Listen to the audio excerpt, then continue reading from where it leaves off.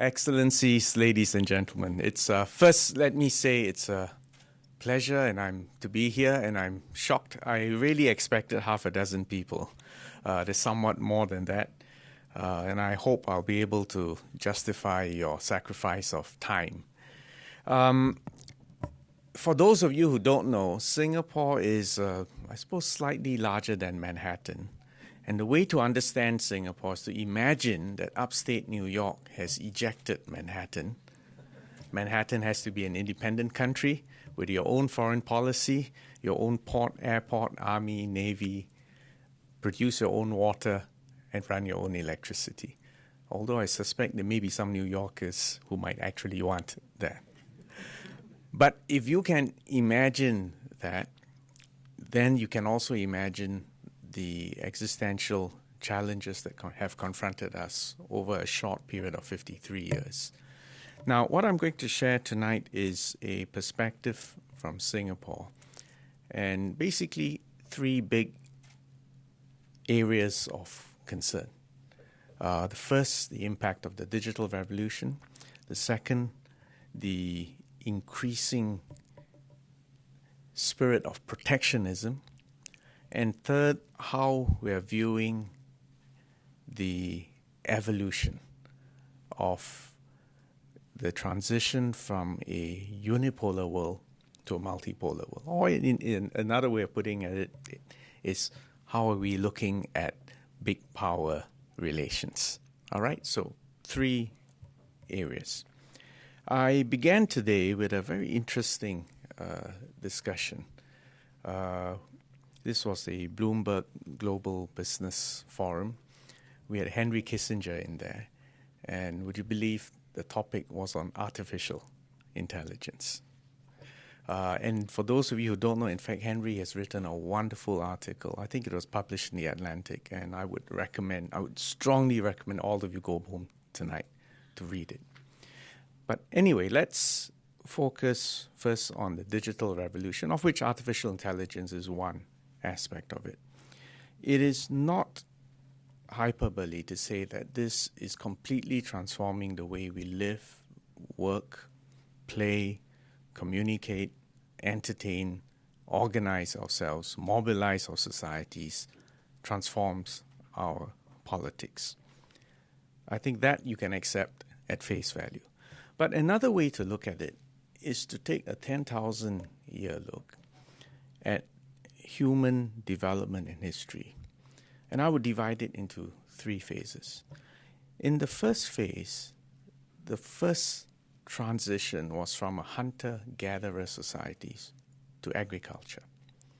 Once you've got agriculture, you've got land, you've got villages, you need extended families, and you create rudimentary forms of politics and society. So that's land. About 250 years ago, we had the Industrial Revolution. And if you think about it, one of the key ingredients, apart from technology, one key transition was that now it was the owners of capital who had the power. Right? So in an earlier society, it's feudal. It's about the landed class. You've got nobility, aristocracy, which is basically based on land. And then in the last 250 years, it's been about money. And that transformed families, it transformed villages became cities, feudal societies transited into what we recognize as today's politics. And you had a new class of owners, a new locus of political power, this time centered around money. Now, if you accept my thesis that we're now into another revolution, and I was to ask you, what is the key currency? And I'm not talking about cryptocurrency, but what is the key currency of this new digital age that we're running into? Is it ownership of land? Is it ownership of capital? Or is data the new oil? Data the new currency. Now, if you think of it that way, several implications come to mind, and several historical cycles repeat itself. Because you see, every time human society makes a transition, it goes through actually a repeating cycle.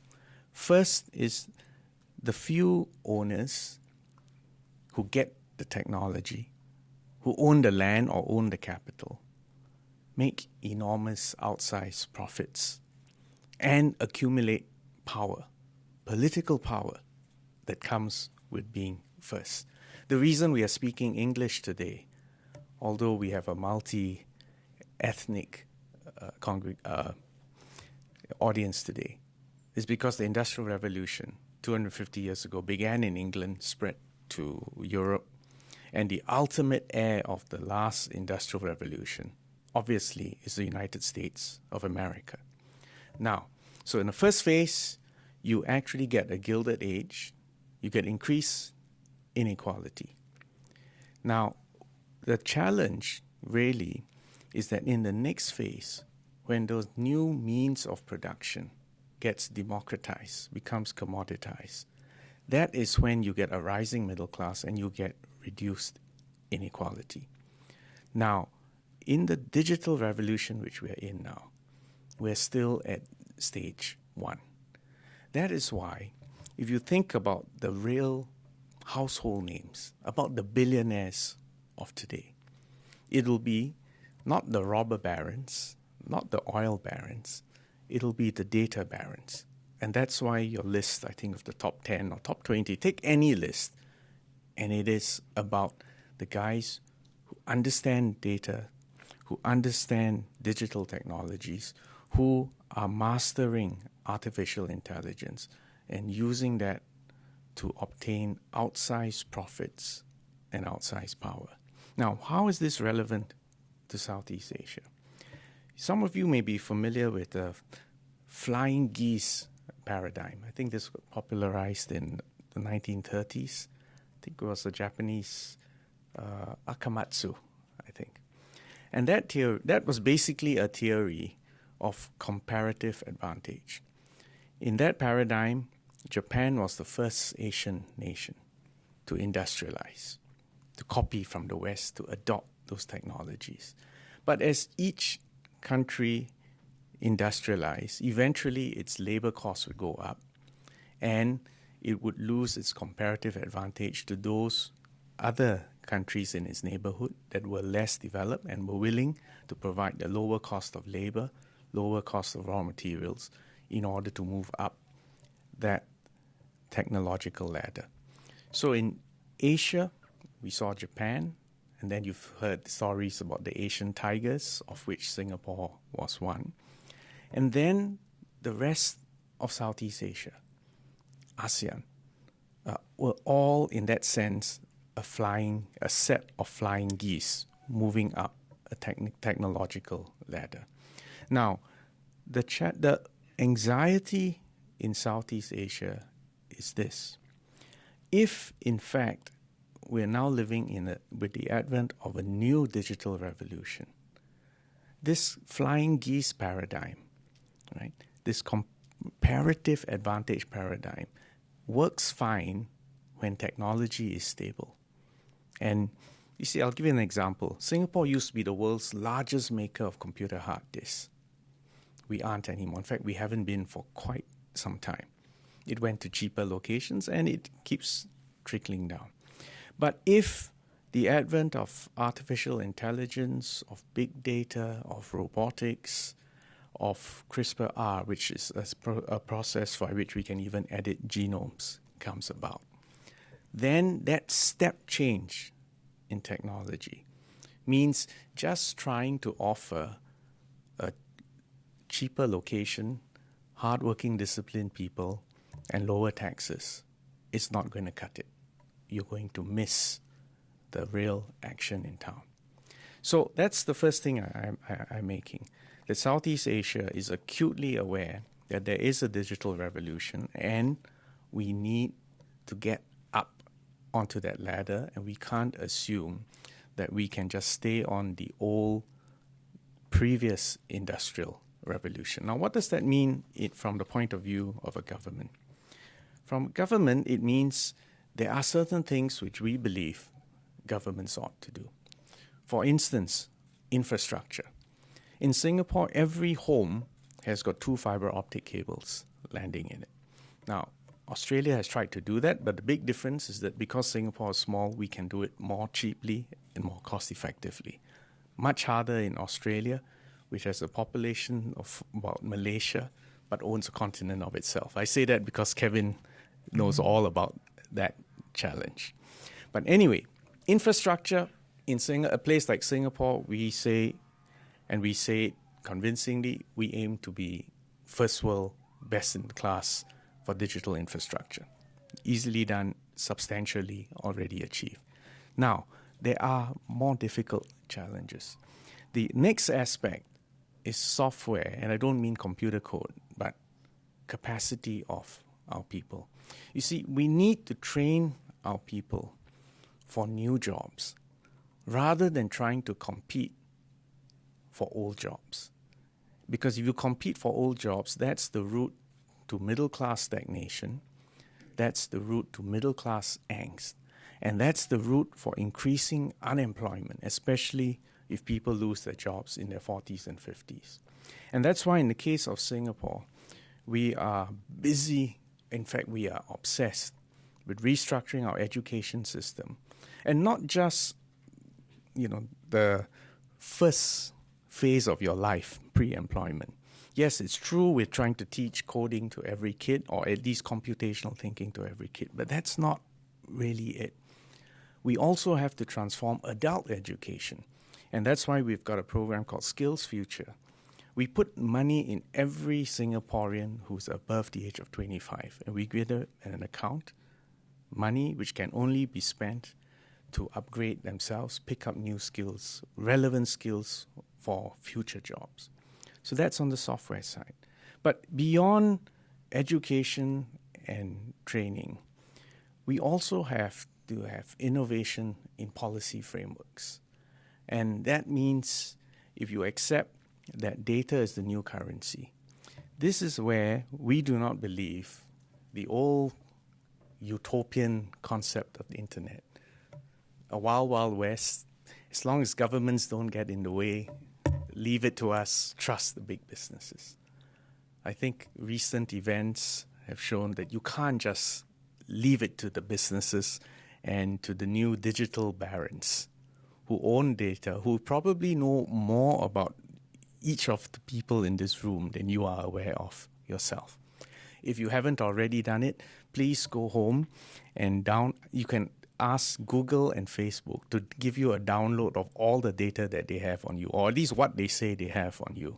And you'll be surprised at the volume and the details which they have. The point I'm making here is that we believe it is government's duty to make data available, to break down walled gardens, to enhance transparency, because this is the new means of production, the new channels of getting wealth.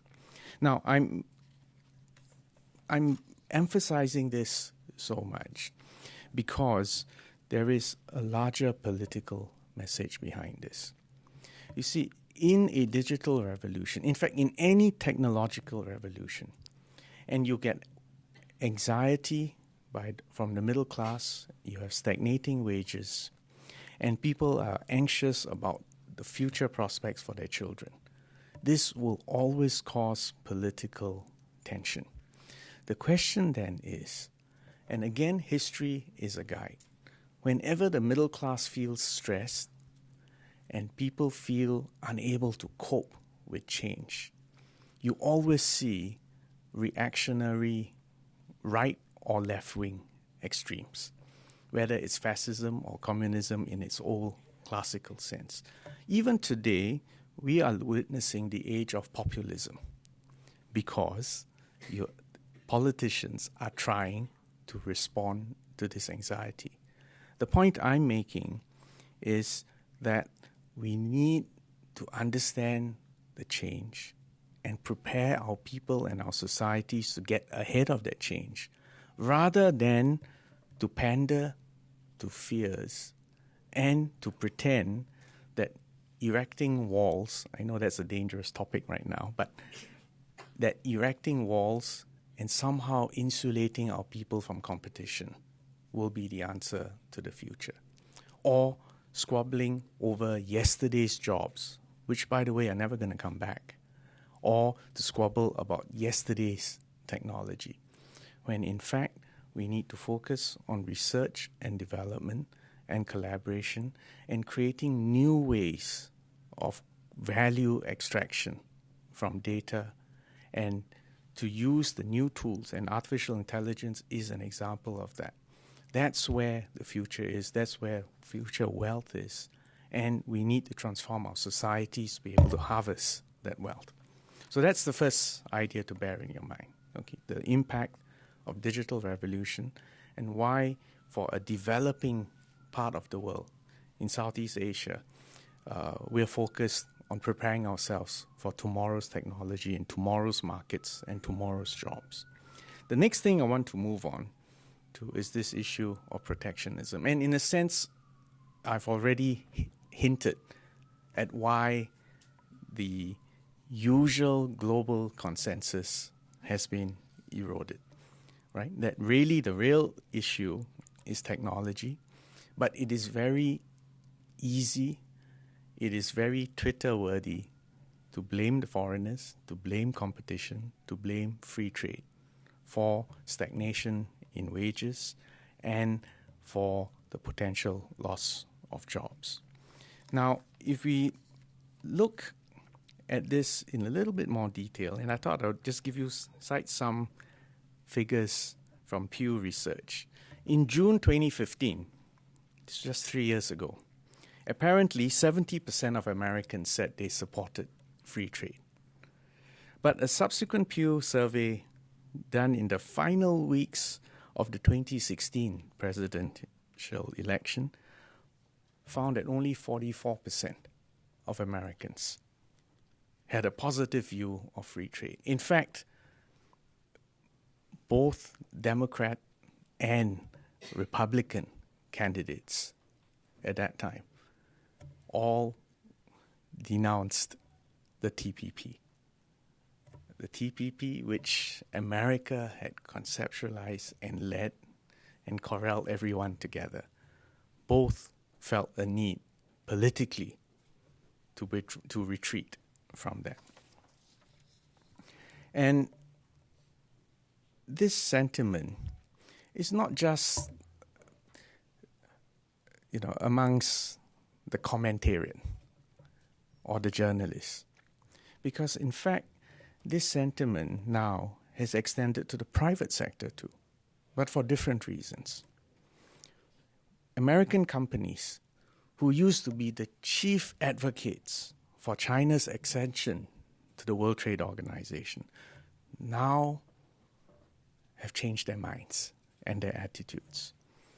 They've complained that their market access to China was limited, investment opportunities were restricted, the playing field was uneven, squabbles about intellectual property.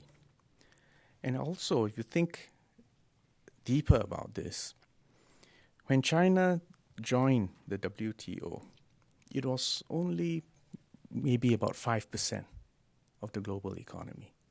Today, it is 15% and growing. And the concessions that were made to China when it was only 5%, today, everyone looks at that and says, wow, now that they are big and maybe even going to overtake us, suddenly those concessions don't seem so appropriate. The point is that businesses, and I'm sure some of you here represent those businesses, your attitudes to China and your attitude to open and free trade have changed. Now, I'm not saying that in a critical way. I'm just making an observation and saying that this actually is, we should have expected it. And in fact, those of us who've been promoting free trade, actually we also are guilty of perhaps overselling the case. Because trade policy is actually economic strategy. And the chief duty of any trade negotiator is not just to know what his protagonist's economic structure is. The chief duty of any trade negotiator is to understand your own domestic economic structure. Which parts of the economy still need more time to transit? Which parts of the economy are truly globally competitive? And that's where the nuts and bolts of trade negotiations really go on. In other words, what I'm saying is trade policy begins at home. And you need to start by understanding your own competitive position and to have sensible plans to transform your own economy so that it becomes globally competitive. Otherwise, if you just take the mantra that free trade is good, and you actually have not demonstrated that it shows an enhancement in profits for companies and new jobs for your people and lower costs consumer goods for your people, people will say, no, I think free trade maybe is not such a good idea after all. So you see, that's why we are now dealing with this blowback against free trade. Now, I have to say now from the point of view of Singapore, we look at this blowback with great anxiety. Singapore is very unique, apart from this analogy of Manhattan being forced to go independent. We are the only country in the world where our trade volume is 3 times our GDP. So when we talk about free trade, it's not the debating point. It is our lifeblood.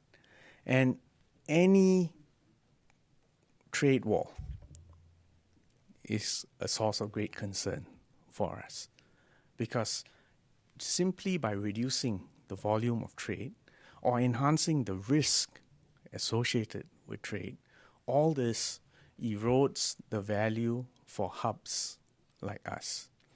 So what I'm saying is that we understand why people are anxious. We also think we have an appreciation of what needs to be done, but we don't control the agenda, and we watch with great anxiety.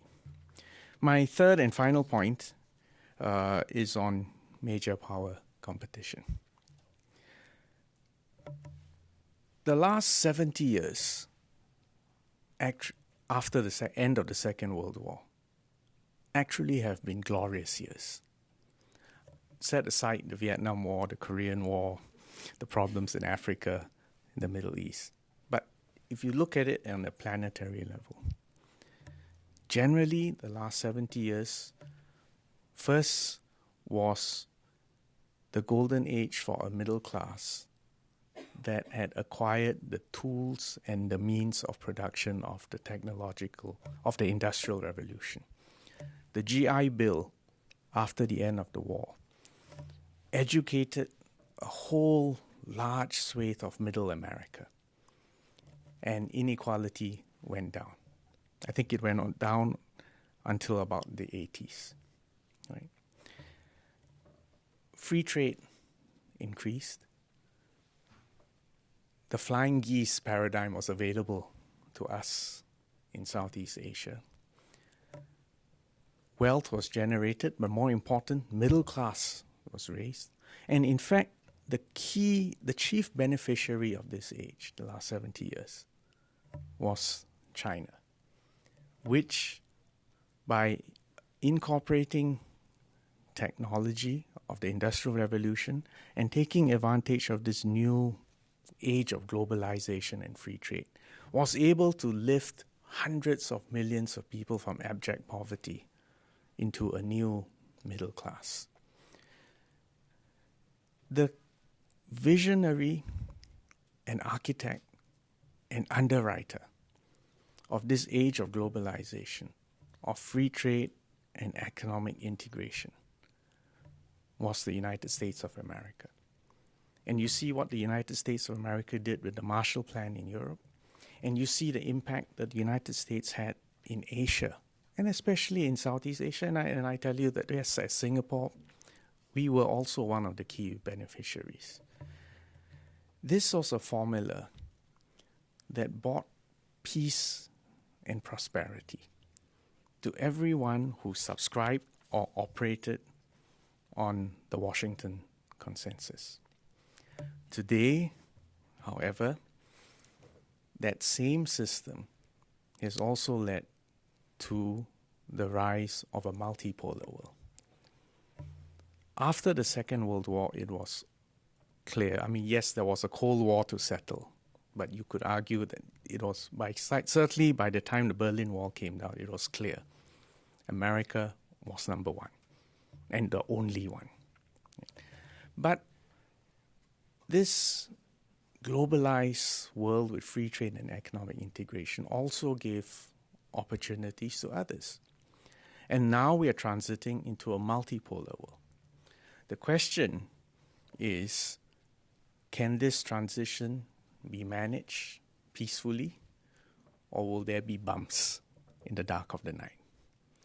I'm not going to get into that debate, but let me just reflect the view from Southeast Asia. Two sub-points there. The first is that for Singapore, China is our largest trading partner. The United States is our fourth largest trading partner. The United States, I think, is our largest source of foreign direct investments in Singapore. In fact, to give you another statistic, Vice President Pence, when he went to Jakarta last year, said the United States has more than $280 billion worth of investments, stock of investments in Southeast Asia. In fact, this is more than the United States has invested in India, China, and Japan combined. And the other little factoid is that a very large chunk of that 280 billion is actually invested in Singapore. So this is all on the plus side. Now, however, little Singapore is also the largest foreign investor in China. Shocking as that may be. But you see, the point is this. We are one of the chief beneficiaries of a world in which the United States and China get along with one another, trade with one another, allow investments to flow between them, and perhaps collectively between them to the rest of the world. For us, it would be a nightmare if we are forced to make invidious choices. And we hope that question is never put to us. But we also know we do not control the agenda of Beijing and Washington. We hope cool heads prevail. We hope there will be enlightened self-interest. We hope there will be a long-term perspective. If there is, then we can move into another phase, right? That will be characterized by new technologies, new world orders, new architectures which hopefully will still be open, will be fair, will be transparent, will give opportunities to people all over the world who are willing to learn new things, work very hard, and create a sustainable world along the way. Because do not forget that the other challenge that we believe in as a low-lying island is that we believe climate change is real. We believe the seas are rising. And given that 1/4 of our land is reclaimed from the sea, it would be a very bad idea for the sea levels to rise, for storms and droughts to occur. So let me stop there and take questions. I hope I've given you enough food for thought or enough food for indigestion for the rest of the night. Thank you very much. Well, thank you very much, Minister. I've been trying to write a haiku summary of your speech. Data the new oil, Flying geese no more. Yes. AI, the quantum shift. Social disruption, the new norm. Train, retrain and train again. A new protectionism. So protect our peoples. Beware the great powers, in particular, eagles and pandas, not getting on. That's why you're the Prime Minister. No, it's not even good poetry, let alone good prose. But thank you for those thoughtful remarks. These are, in fact, deep reflections on the realities which governments and ministers face around the world and your own island republic, and the disruptions faced by great countries such as the United States and smaller countries such as yours, thank you, of a type challenging political systems everywhere. On the digital revolution, which you pointed to before, we've looked, many of us, at how you have sought in Singapore to remain ahead of the game. The infrastructure you've laid out, on top of that, kids from birth being taught how to code, coding music when children are in the womb, so that, well, you're very thorough in Singapore.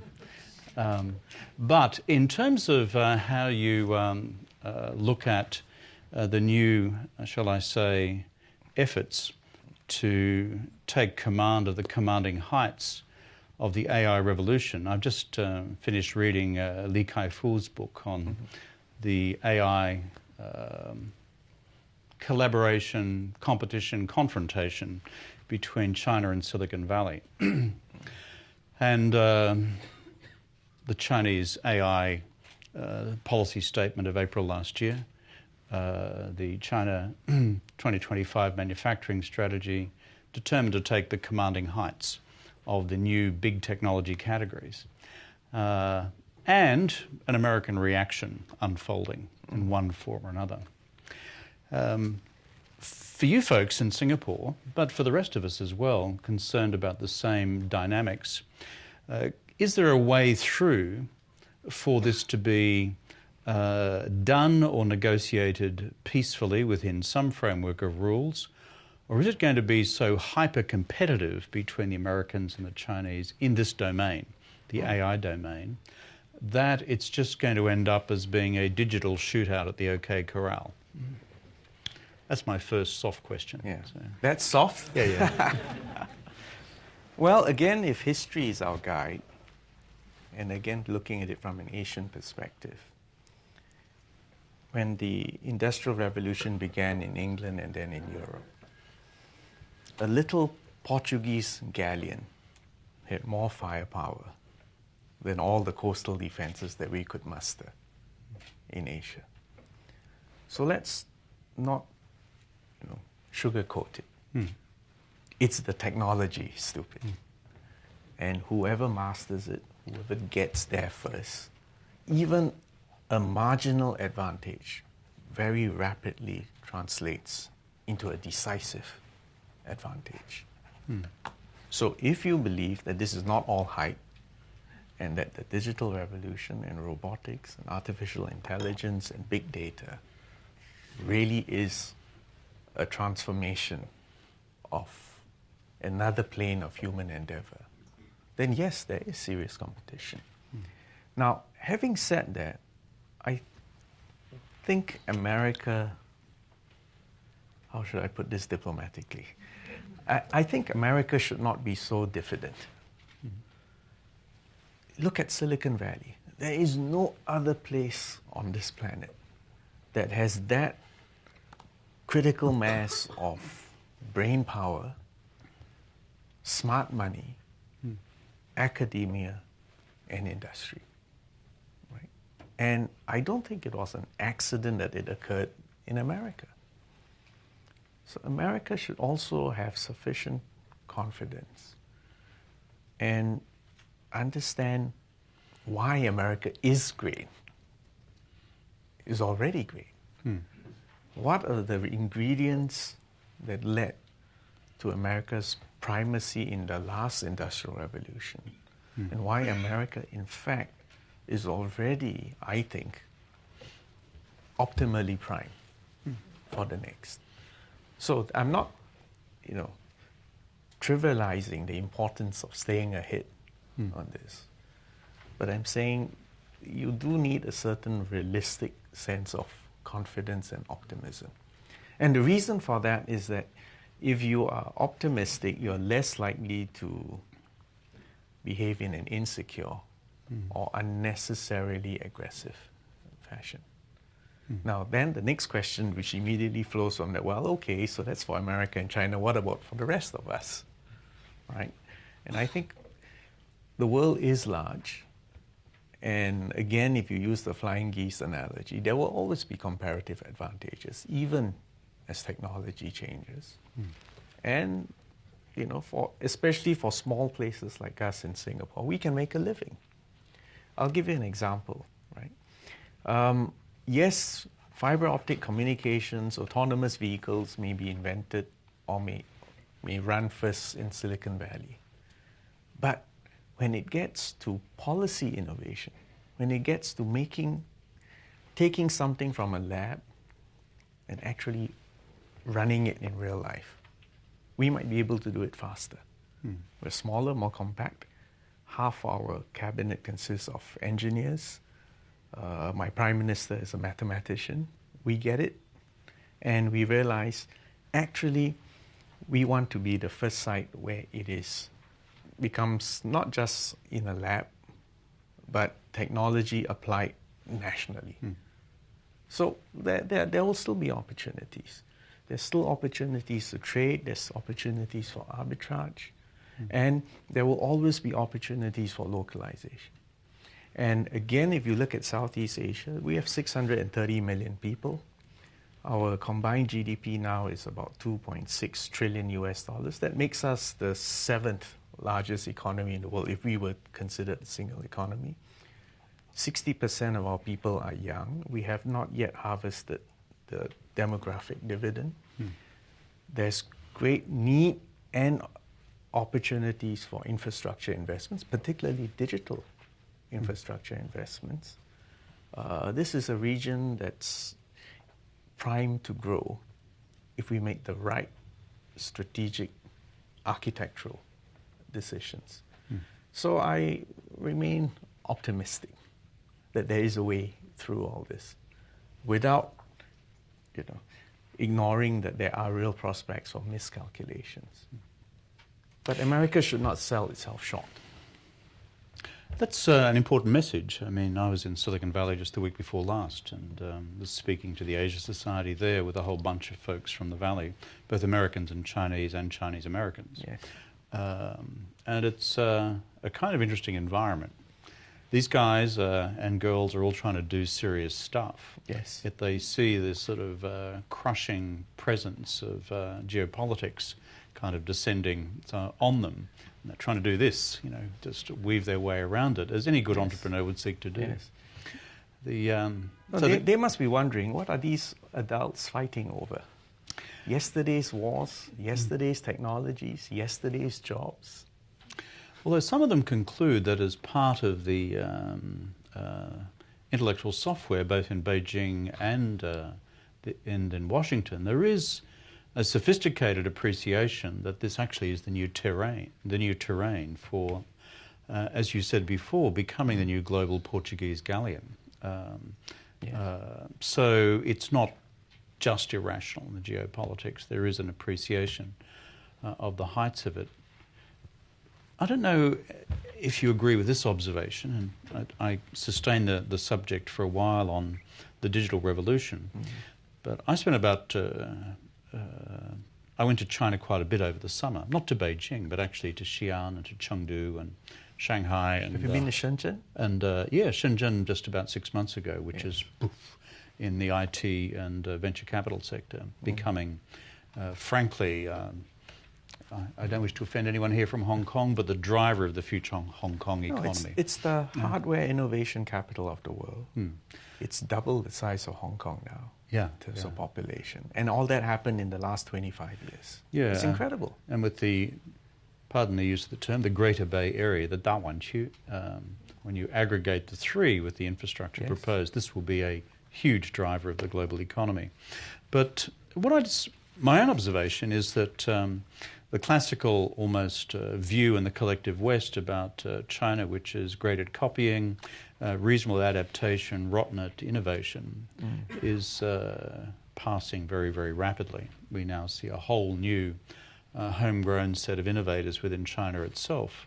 Your reflections on that, because you and Singapore are linked in so many ways with what's happening with Chinese IT innovation. Well, first thing is, I would say intellectual property protection is necessary. And when China says they are enhancing their protection, I believe them. Because, again, there's a certain pattern to this, right? Again, there's another flying geese. That in the very early stages, it's not just China, everywhere in the very early stages, people just copied technology. But as technology becomes the new land, and then you've got land rights, because ultimately you're trying to lower the transaction costs of sharing and of gathering value. So there is a natural escalation of intellectual property rights, and that is happening in China as well.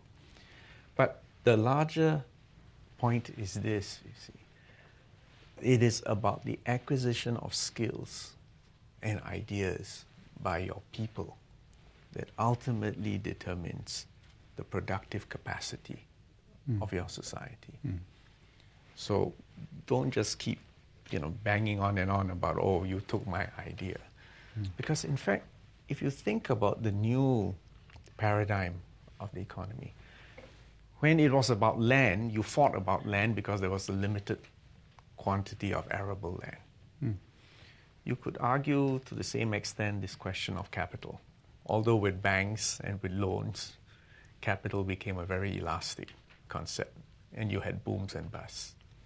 Interestingly, in a world of data, real value is accrued not by having walled gardens, but by sharing it. Even for software, now I'm a believer in open source software because it is a model of development in which real value is created by sharing and improving and then providing services rather than just saying, I own the copyright and I own this technology and you can't use it. So we need, even our concepts of copyright, trademarks, intellectual property protection also need to be revised for the new world. We are still using concepts for the last industrial revolution. We haven't moved on. Going back to when the Venetians first stole Chinese technology for the production of silk. Yes. That's right. No, it's not an exclusive, shall we say, Chinese practice. I mean, it's like the West were doing in reverse 1,000 years or so ago. Or you could say, well, the printing press. Everyone thinks it's the Gutenberg press, and you forget that China was printing 1,000 years ago. Don't tell the Germans that. But there's an implication there. You see, what did printing do to your societies? Right? Printing meant mass literacy. It meant the age of reason. It meant everyone now had a chance, or a larger segment of the population had a chance to achieve the middle class. And it transformed, it broke up the church, it transformed politics, it transformed society. Now in this new age, it's no longer about printing press, but we're now in an age when everyone is theoretically a publisher. Although most blogs have a readership of one, the guy who wrote it. Right? But surely it must also transform politics and society, the fact that everyone is a publisher. And now that you're moving to the next age when machines are capable of things which we thought were the exclusive monopoly of human beings, in particular pattern recognition. Right? It's going to change society, politics, families, and the world as we know it. again. It's interesting what you say about printing, though, and that is in the West, the trajectory is as you described it, which is through the Reformation, through the Enlightenment, through the democratization, through capitalism. We didn't really see that unfold in imperial China, even though printing had been around for much earlier. Well, I once asked a Chinese historian, why is it in all advanced civilizations they went from picture writing to ideograms and then the alphabet? And why did most advanced societies move to the alphabet? Because it commoditized literacy, especially a phonetic text. As long as I recognized the word, could express a word, I could write it. So I asked, why is it Chinese civilization, which clearly is an advanced civilization, why did it not make that leap? And the answer is that it became frozen in 221 BC. We blame Qin Shi Huang. Yes. Why do people? Because he had no sense of humor and he buried a bunch of scholars? And apart from that, one of his It's a good start. one of his enduring legacies was to insist on a single written script for all of China. And Kevin, you know China better than I do. Wouldn't They say that, speak, mate. no, the way people speak, the pronunciation of dialects is completely different. If it had been phonetic 2,000 years ago, you would have seen a proliferation of different texts. The interesting point is this, see, that they needed to have a common ideogram because the political imperative in China was to maintain unity of the state. And they're willing to pay the price, whatever price, to maintain unity and integrity of the state. Which is a sobering reflection on China's future. And probably an explanation as to why my characters are still so terrible. No, but there's beauty in Chinese characters. Oh, no, and there are levels of meaning conveyed in it, which I think those of us who are more used to an alphabetic system fail to appreciate. No. And as a doctor, I can tell you, brain development is shaped by what you see, read, and your way of thinking. Right? So, we have to respect that this is a civilization that's organized on different principles, probably with different thought processes. And it's expressed in culture, language. And it's very important not to get it wrong, not to get it lost in translation, or worse, misinterpreted. We could go down that intellectual path for the next hour, but I'll one final question, though, on this data is oil, deep learning, blockchain, the rest, the odd phrases of several years ago which now make it into our daily conversation. You've recently had a massive cyber attack in Singapore. Yes. I read about it. Prime Minister tweeted and said his own medical data had been hacked. Yes. Together with 1.6 million other Singaporeans. That's fifth of your population, maybe more. So, and then I noticed that Singapore's convened ASEAN group on cybersecurity. Yes. Shall we say protocols for the region. Your reflections on, let's call it, the deeper, darker aspect of, frankly, our collective national digital vulnerabilities. Yeah. Well, I think it reflects the importance of data. We were the subject of what we call an advanced persistent threat, APT. You know what the significance of that. And I don't think it's a state secret to tell you they were targeting my prime minister. The search patterns, they were looking for useful stuff. And there were 1.5 million collateral damage patients. Probably. But it was targeted at him especially. But again, we have to look at things in context, right? Are there state and non-state actors who are embarked on very sophisticated attacks? The answer is yes. Next question. Can we do more to protect ourselves? The answer is yes. Should we collaborate with others? In other words, is this a problem that one country can solve on its own, or we need to collaborate? The answer is yes. Next question. Should there be global norms of behavior, codes of conduct, international law to govern cyberspace? We think the answer is probably yes. In fact, I think cyberspace is another example of the global commons. Climate change is one example.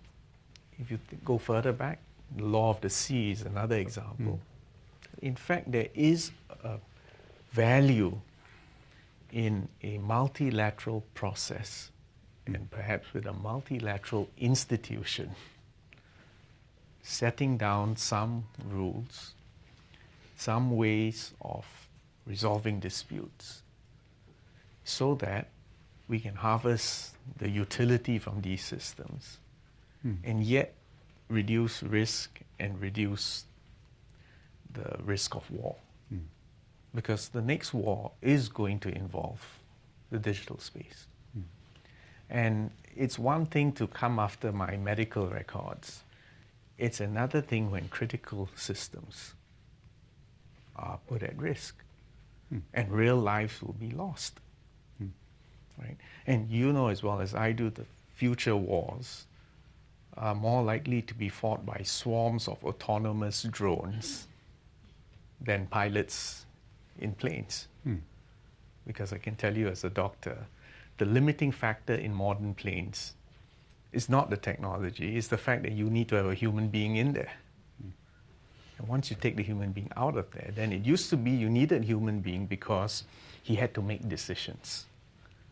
But actually, once you've got sufficient bandwidth in communications, the human being doesn't need to be in the cockpit. You see that happening in America now with the use of drones. And ultimately, if you take that further, these decisions on war and deterrence and risk, actually these are human considerations. Right? Now, if you think about the fact that the nature of warfare is going to be changed by autonomous systems, it surely will affect threat perceptions. It will affect thresholds for launching actions. It will affect thresholds for reacting. And frankly, these are huge areas that we need to contemplate and reflect and think about. And this has to occur not just in the Department of Defense, it needs to occur in the Asia society, it needs to occur in society-wide, because these are real changes. I mean, my point is, to come back to the data hack, we can't go back to paper and pen, but we do need to keep evolving and enhancing our security of our systems, and understand that this is it's an ever-going challenge. It'll never go away. Yeah, you point to the new terrain, the new policy terrain, multilateral policy terrain for many of us. Yes. And the new weapons of mass destruction, which are represented by IT-generated warfare, the vulnerability of power infrastructure being the classic case. No power, then frankly, 100 people die tonight in Manhattan, and systems collapse, etc. Onto robotic warfare and remote warfare and the domain which doesn't yet exist in a regulatory sense to govern. So there is much to discuss. Now, ladies and gentlemen, I'm conscious of the time and I don't wish to monopolise the Minister's attention. And I've only spoken tonight in conversation with him about the first of his portfolios, which is he's the smart Singapore guy. And in more ways than one. That's the portfolio and that's the guy. He's very smart, as you can hear from his deeply reflective discussion this evening. But he is also the Foreign Minister, responsible for all that other stuff as well that goes on in the world. Yes. Most of it. I'm not short of intellectual entertainment. That's right. And most of it at the moment, scary stuff. from Yes. trade war, great power relations, etc. And I'll come back to one or two of those things as I close. But folks, if you have questions to ask, please put your hand up. And I'm all in the business of having short, sharp questions and short, sharp answers. If you start making a long and grand statement, Yes. I'll apply all the tact and skill of Australian diplomacy to shut you up. Believe me, they are contact. This is a contact sport. And as I ask you to reflect on that, I'd just like to acknowledge some of our guests here this evening. Good friend of mine, Ashok Mapuri, who's the Singaporean ambassador in Washington, formerly in Canberra, where he sought unsuccessfully to control me once as a backbencher. Good to see you, Ashok. Ambassador Burhan Ghaffur, the permanent representative of the United Nations, and his delightful wife, Zarina, who I've met before as well. Jasmine Wee, the Consul General. And over in the American corner, we have Patrick Murphy. Good to see you, Patrick. The Acting Assistant Secretary of State for East Asia and the Pacific.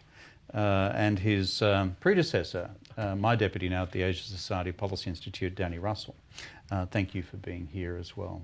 And any others from the Consular and Diplomatic Corps who I've not acknowledged, please take this as my recognition of your presence. So questions, folks. If I could take the gentleman there and then the lady behind. I'm going to sustain as much gender balance in the questioning as possible. So you've got any really curly ones, ladies, for the Minister, I'll be looking for your eye. So, I have a question about geopolitical situation in Southeast Asia. Yes. What do you see as China's future relations with Southeast Asia in view of its increased activity in the South China Sea, as well as in connection with its activities related to the Belt and Road Initiative? okay, that's good. Good and sharp. Over to you. Well, I think for almost all of us in Southeast Asia, China is our largest trading partner. So whether you like it or not, that's a major account. And again, if you go back to history, trade is strategy. And the fact that China has investments and trading partners in Southeast Asia means China also has legitimate strategic interests in Southeast Asia. The question is, how will that strategic interest be advanced, protected, if need be, and how will China respond to perceived challenges to that? And therefore, that question quickly segues into the dynamic relationship between the United States and China. If the United States and China have not just a competitive relationship, but a dysfunctional relationship, then what history shows is that superpowers tend to translate those dysfunctional relationships into proxy wars or at least proxy tensions and tend to try to divide a theater of interest. That's not what we want. But again, we have no say. We have to figure out which way the wind and the tide is going and then try to survive. From a Southeast Asian perspective, this is what we hope for, that the two have an adult relationship. They compete but act in enlightened long-term self-interest. That they accept that ASEAN will remain united in what we call it ASEAN centrality, because the alternative is for ASEAN to become a bunch of proxy states. But we hope that they think there's value in leaving us united, that we continue to be major trading and investment partners of both the United States and America.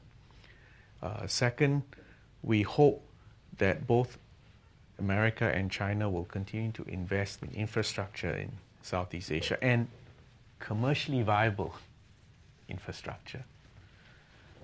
And third, we hope that all powers in our area will also operate by multilateral rules, and that we would continue to have access to multilateral institutions and ways of resolving disputes.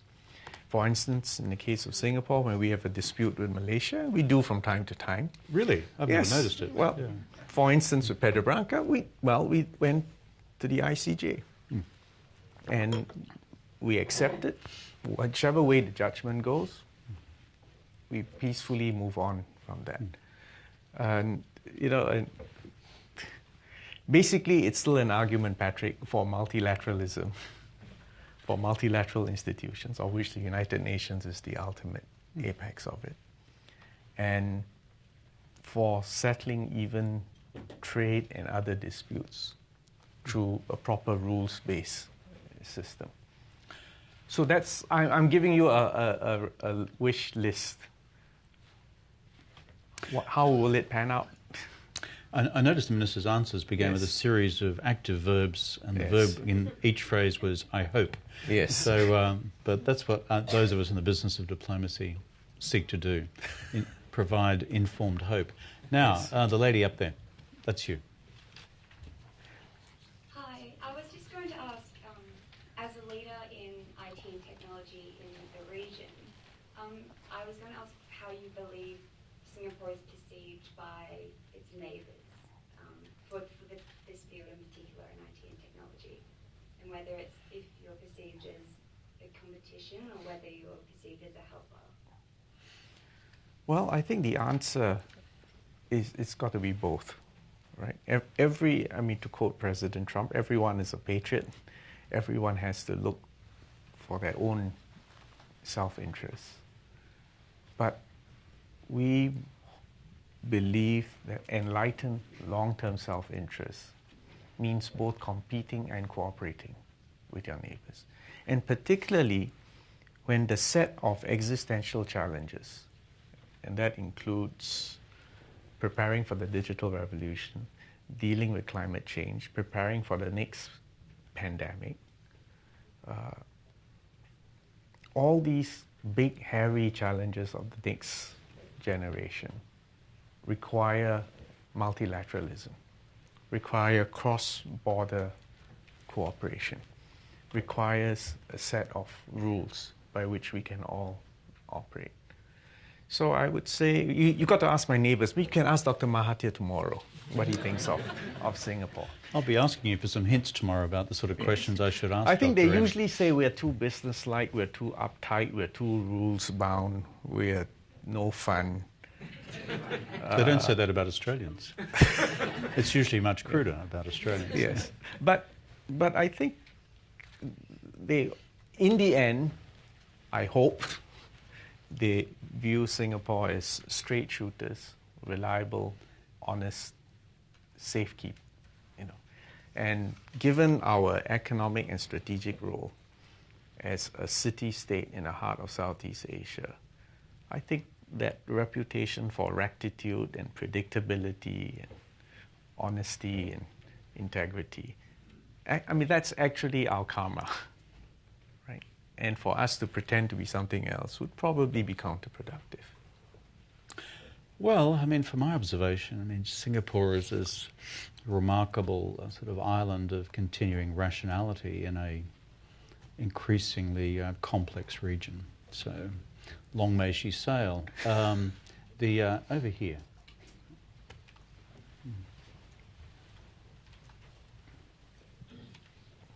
Hi, thank you for a very interesting presentation.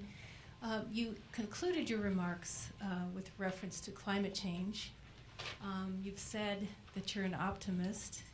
I'm just wondering if you could comment a little bit more on what you see the future looking like. Is technology going to solve this problem for us, or? Well, actually, all the technology that we need to solve climate change has already been invented. It's not a technological question. It's a political and business question. Right? Whether you first have to believe that this is actually happening, and I'm always amazed at how resistant human minds are to science. Assuming you do, you then have to decide what's the most cost-effective way of doing it. And in fact, the better way to look at it is not just as a cost, but as an opportunity. Meaning, are there new jobs? Are there new profits? Are there new and interesting and novel ways to create economically viable, sensible solutions to these challenges? As Singapore we've announced that we will have a carbon tax. I know what carbon tax did to Australian politics. Yes, it wasn't a happy experience, my friend. Yes, but in our I'm still bearing the usual stigmata. methodical, rational, hyper-rational way, we've decided, in fact, the solution for it at the global level, right, is stop all fossil fuel subsidies. And believe me, billions of dollars are spent still subsidizing for it. Just stop that. Right? Second, deal with this question. In economics, they call it externalities, the external costs. Right? A tax, a universal, revenue neutral carbon tax would actually work and would enable the already existing technologies to solve the problem. So you see, what I'm saying is that it's not a technological question, it's a political question. And far be it from me to abuse the position of the moderator, but I will. And my encouragement of Republic of Singapore would be less modest in your global leadership on this question. By which I mean, if you take the Paris Agreement seriously of 2015, if Paris is fully implemented, it produces 1/3 of the global action necessary to keep global temperature increases within 2 degrees centigrade this year. Paris is not being fully implemented. Do the maths. It lands you in a difficult area, zone. So the world is actually crying out for more effective, what I describe as diplomatically entrepreneurial leadership on this question. I'm not asking you to answer this, Minister, but just as a word of encouragement, having been round these tracks a few times myself, both domestically and internationally, I'd encourage you to take on more of a leadership role. So, did you wish to answer that? No. I didn't think you would, that's why I was skipping on. The lady here. I'm from the Philippines, so this is a question that I'm very curious in terms of your personal perspective of what is your aspiration of how ASEAN should evolve? Especially seeing, how the EU has evolved.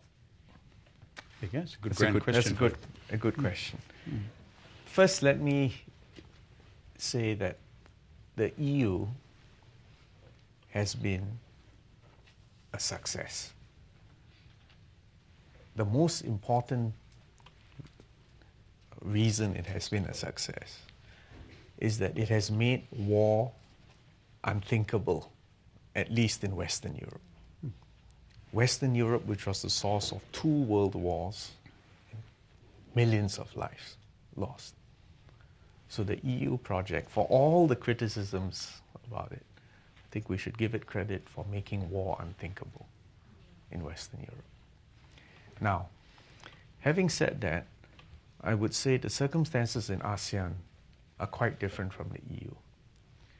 We've got 10 members.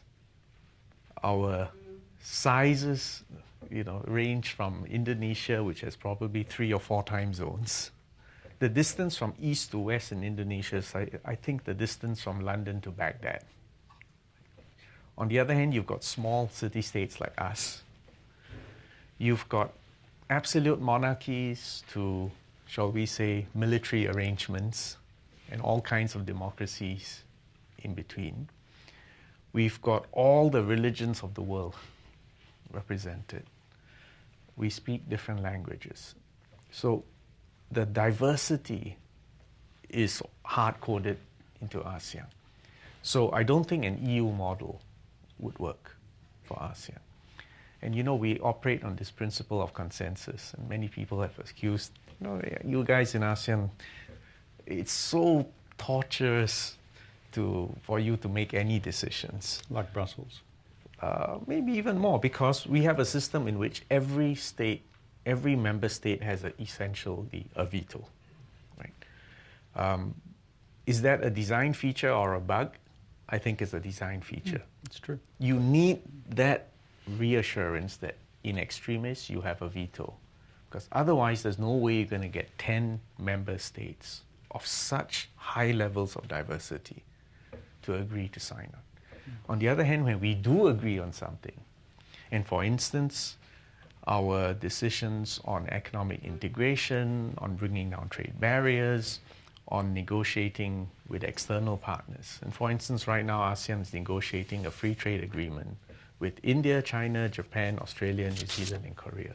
If we can get all this done, that's 45% of the world's population, 30% of the world's GDP. We can, if it gets done, it'll be monumental.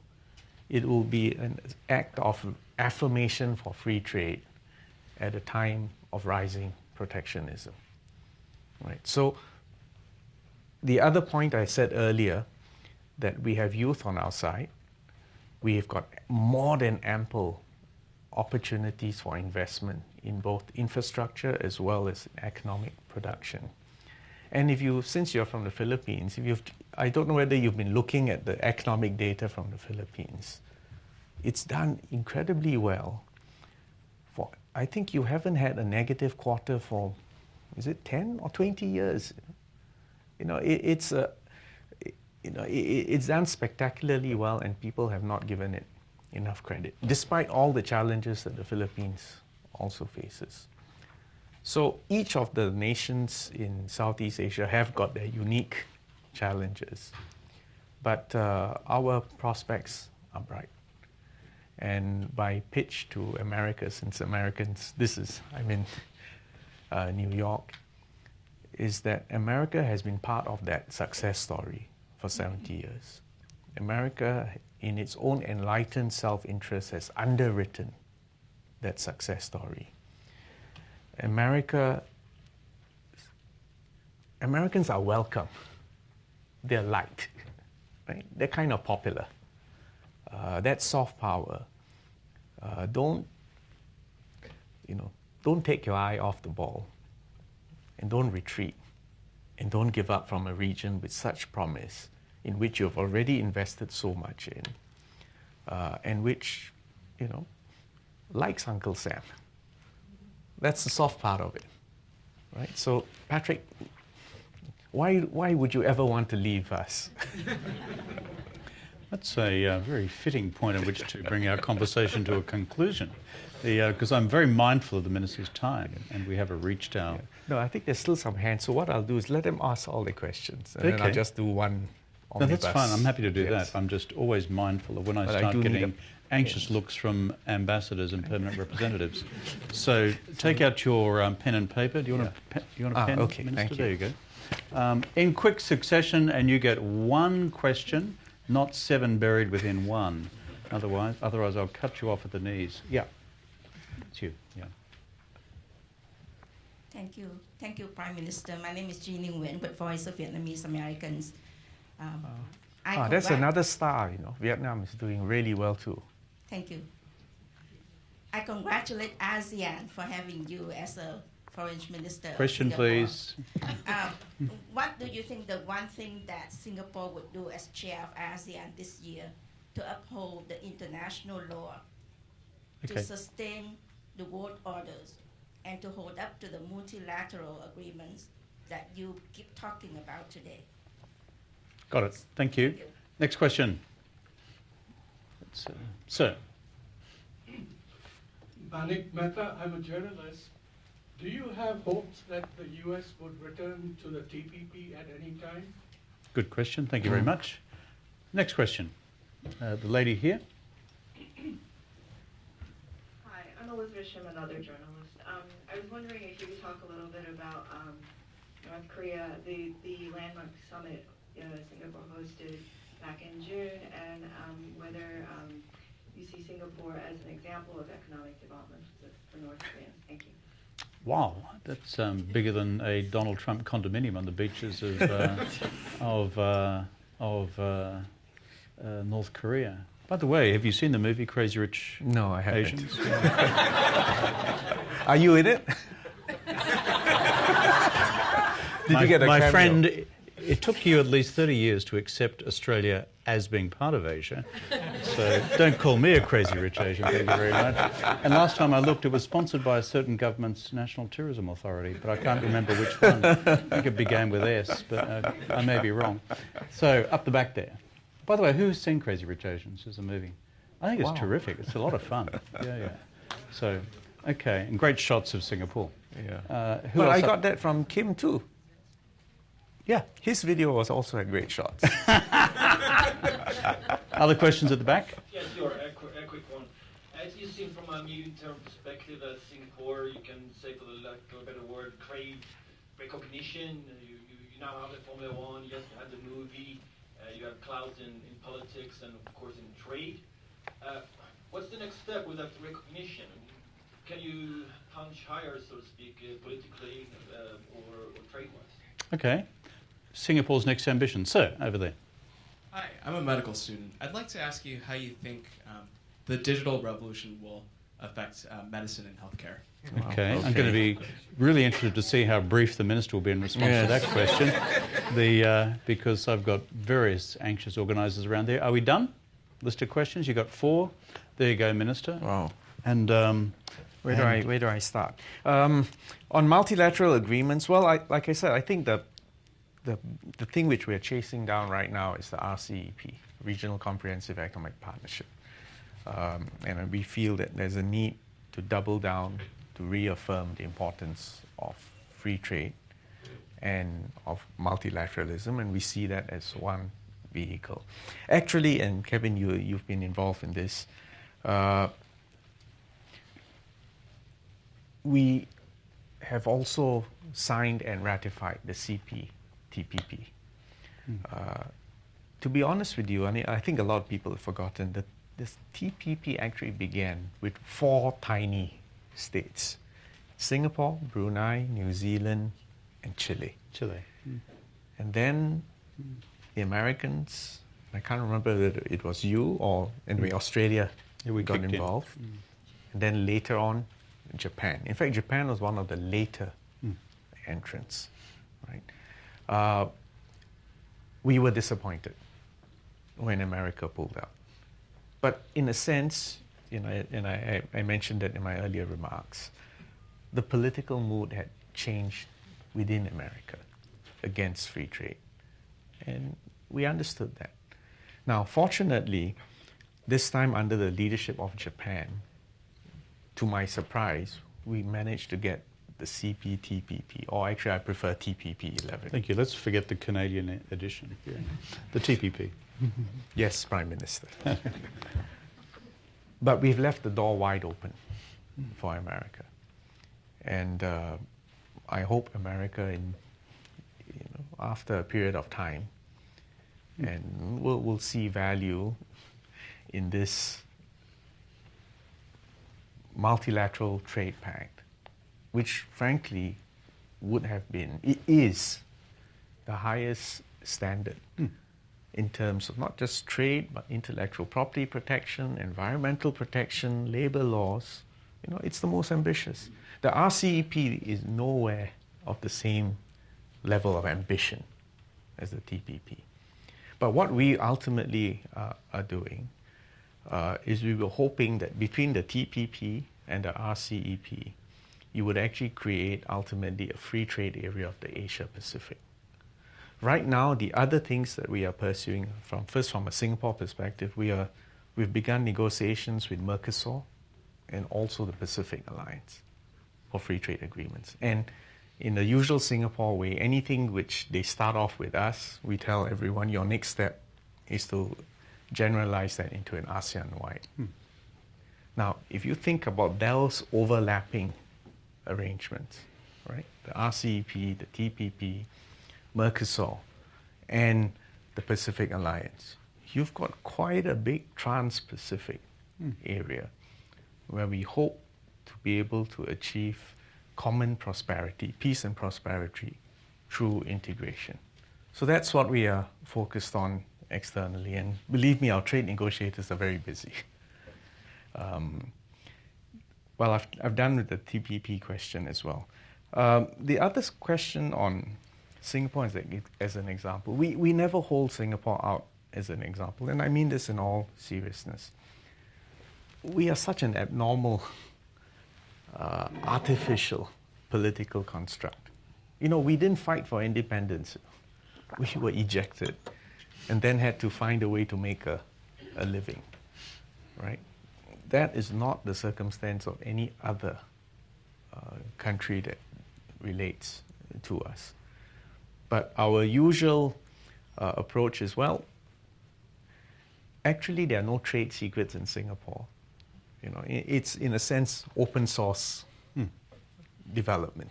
Right? You're welcome to come spend time with us. In fact, over 100,000 officials from different countries have spent time with us. We call it the Singapore Cooperation Program. Reflect on what we have done, modify it, try it out back home. So that's the way we operate. So we never hold ourselves out as a model, but we open source ourselves. And we think that builds trust and builds goodwill and also increases opportunities for future collaboration. So that's how we operate. The question on crave recognition, I'm not sure. I don't think we don't need to crave recognition. The real thing which we are anxious about, and you know, we are, I suppose it's like the former CEO of Intel, only the paranoid survive. I was going to say something about the United States, but go on. Right. Sorry. So precisely because we are so small and have no natural resources and have to live by our wits, and everything which you see in Singapore, including in Crazy Rich Asians, has been built out of imagination, blood, and sweat. Right? But it's, you know, the old aphorism that necessity is the mother of invention. Everything you see in Singapore is the result of necessity. Right? And now, because we believe that there is a new revolution, we're actually very, very focused on restructuring our economy, restructuring our education system, re-looking the social compact, social safety nets. In a sense, getting buckles, you know, getting people strapped in because we think there's going to be quite a rough ride ahead of us. So we're not short of what we believe to be existential challenges. And the political challenge is to communicate this openly, frankly, without causing alarm, but giving people a realistic sense of the challenges confronting us, in convincing them that there is a way. And if we succeed, we bring Singapore to a new level. I think someone asked my Prime Minister what his wish was, and I think, I probably misquote him, but I think he said, you know, we need a sense of divine discontent. So you don't just settle for what you have. You know, always looking for something better, make things better. But at the same time, still to be able to count our blessings and to feel that sense of fulfillment and happiness. So you need to get that balance right. So it's not about recognition. It's about lives and livelihoods and cohesion of an unlikely tribe of people called Singaporeans. That's what keeps us awake at night. The question on the digital revolution and medicine deserves a whole new session. But what I would say as a surgeon, you know, it used to be that I would listen to you, I would do some tests, and you probably have this condition, and you would probably be cured or be comforted by this medication, and then we'll see what goes. Medicine has been a rather, despite all the advances, it has been a rather imprecise art for millennia. And the other big problem with medicine worldwide is that it has been resistant to the cost savings and efficacy and efficiency which has permeated almost all other technological endeavors.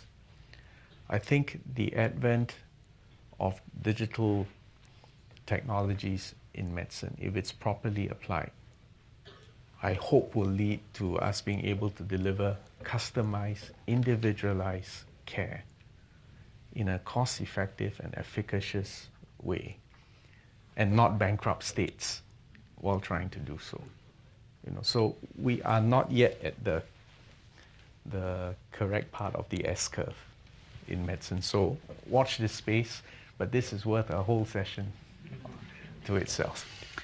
Well, ladies and gentlemen, we've had the Chief Surgeon of Singapore, we've had the Minister for the Smart State, Smart Singapore, and I understand also the Foreign Minister here with us this evening. We've described that in other societies as a man of Renaissance qualities. So here's my concluding haiku, having summarised your remarks for the evening.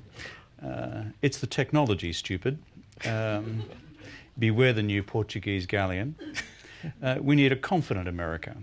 Yes. Singapore is a grand AI opportunity, and Singapore, we're very young. ASEAN's consensus, its great strength, not its weakness.